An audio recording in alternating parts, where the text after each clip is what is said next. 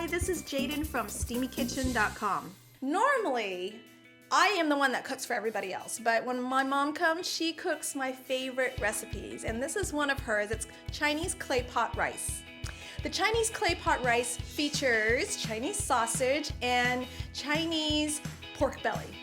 Now, I know you probably have had pork belly before, but this is Chinese marinated pork belly with a lot of 5 spice seasonings. You can find both of these items at a Chinese market. Normally, you cook the clay pot rice in a clay pot, but I don't have a clay pot. So instead, I cooked this in my rice cooker, which made it even easier. The only drawback with cooking it in a rice cooker is you don't get all of the crispy bits that you would normally get in a clay pot, but still, it was still amazingly delicious. This is not for vegetarians, not for vegans, it's just meat and rice. We also have a very simple sweet soy sauce that is drizzled on at the very end. Delicious, I hope you enjoy it. To make the sweet soy sauce, thinly slice shallots and ginger. Add cooking oil to a sauce pot and go ahead and saute the shallots and ginger. Keep the heat medium so you don't burn everything too fast. After a couple of minutes, the shallots will start browning. You're going to take the shallot and ginger out, but keep the oil, as much oil as you can in the pot.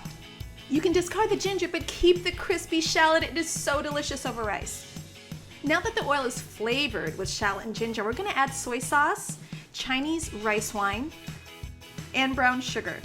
Let it simmer for a couple of minutes. It should slightly thicken and barely coat a wooden spoon.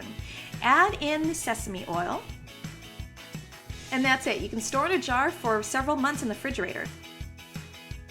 Okay, here are the magical ingredients: Chinese sausage and Chinese cured pork belly. Unopened, these will last for several months in your refrigerator. To your pot, add the rice and water.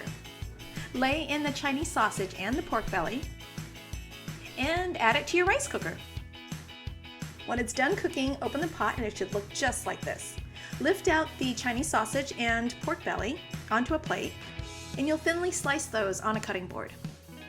If you're doing this on the stovetop and you don't have a rice cooker, don't worry. I have complete instructions on steamykitchen.com/180. If you're cooking on the stovetop, look at the bottom. You should get some nice crispy bits of rice. If you're cooking in the rice cooker, you're not going to get the crispy rice at the bottom, but I promise you it'll be just as delicious. Remember that sauce we made? Well, you pour that on top. And that, my friends, is how you make Chinese clay pot rice. Thanks for the recipe, Mom. For the full recipe, or if you have any questions at all, head over to steamykitchen.com/180.